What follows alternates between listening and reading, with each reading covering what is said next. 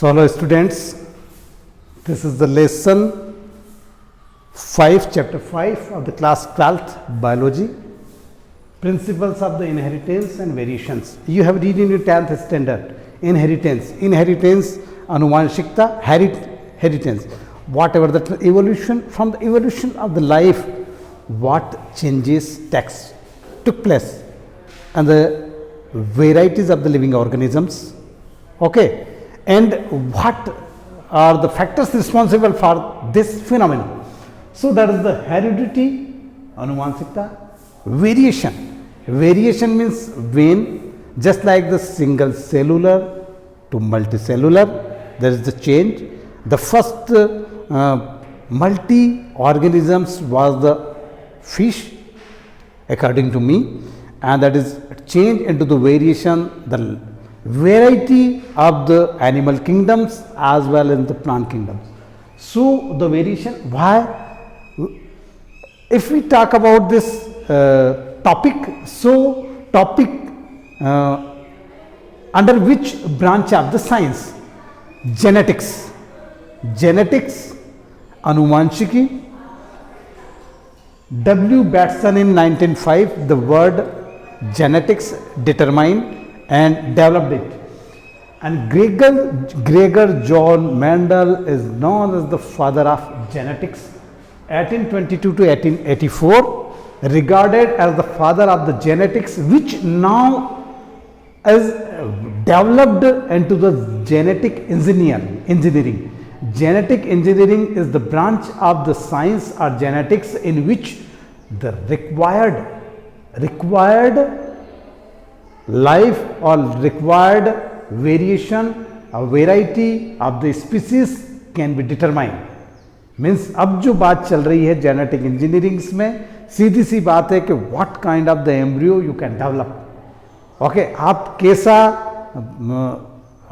Embryo चाहते हैं, किस तरीके का ऑफ स्प्रिंग चाहते हैं. सीधी सी बात कहूँ कि मैं ऑफ स्प्रिंग का यंग वन, आप उसके अकॉर्डिंग जीन इंजीनियरिंग में जा रहे हैं और उस पर रिसर्च चल रहा है. सो द ग्रेगर मेंडल जो फादर ऑफ जेनेटिक्स है, Mendel was born in 1822 in the Brunn, Austria. Okay, the Mendel published journal society of natural science in 1866. Shermack, Karl Corness and Hugo de Vries rediscovered the Mendelism in 1990. Mendel ने journal किए थे publish, पर वो चीज़ जो है 1990 तक वापस से क्या हो गई थी, मीन्स ओवरलैप्ड हो गया. ठीक है, उसको किसी ने उस पर फर्दर स्टडी नहीं किया, उसको निकाल के नहीं लाया, उसको एक्सपोज नहीं किया गया. तो जो आपके Tschermak and Carl Correns and Hugo de Vries जो थे, इन लोगों ने उसको रीडिस्कवर किया, पता लगाया और उसको आगे जाके उसको डेवलप करके मेंडल जो है उसको वापस से जिंदा कर दिया, मेंडलिज्म को. That hereditary units which are transmitted from genetics to generations are called genes. Hereditary क्या है? What is gene to gene, from first generation to second to third to fourth. If we talk about our human beings, Homo sapiens, what we were at the first stage of life, predators. Okay, so what, just like the chimpanzee, gorilla, and how did we stand erect? That is the change.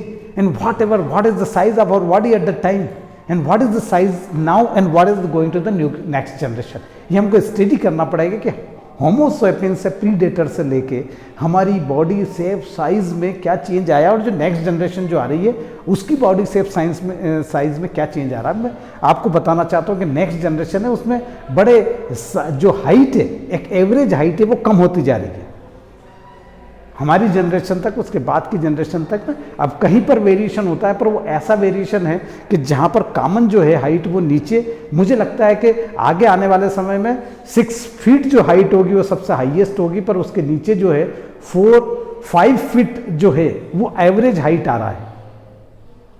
और अभी जो बच्चे next जो आ रहे हैं वो मुझे लगता है कि 5 के अंडर रहेंगे, 5 से ऊपर नहीं जाएंगे. सो दैट इज, ये वेरिएशन है. कलर, टेक्सचर, बहुत सारी चीज़ें, कॉम्प्लेक्सेस, ये सब जो है ये चेंजेस आते हैं, इनको बोलते हैं variation. So that is the hereditary units which are transmitted from generation to generation are called the genes. ठीक है. नेक्स्ट जो है the genotypic ratio of the monohybrid cross. देखिए जीनोटाइपिक, पहले तो ये वर्ड आया है जीनोटाइपिक रेशियो और monohybrid cross. Monohybrid, mono means single, hybrid means two species को हाइब्रिड करवाना. ठीक है. और हाइब्रिड करवाना same kind of the species में जो होते हैं, वेराइटी जो होती है उनको हाइब्रिड करवाना.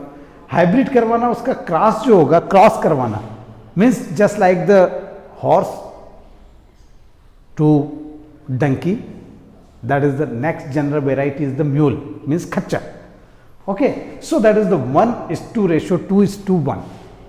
First time, second time and third time 1:2 ratio is 1:2:1 ये रेशो रहेगा. एंड द फेनोटाइपिक रेशियो में 3:1 रहेगा.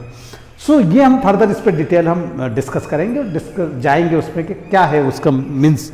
सो ड्यूरिंग इनकम्प्लीट डोमिनेंस, अब एक और वर्ड आ गया डोमिनेंस. सो द कैरेक्टर्स जो होते हैं, जीन्स जो होते हैं, कैरेक्टर्स जो होते हैं, डोमिनेंट कैरेक्टर्स होते हैं. जैसे मैंडल ने सबसे पहले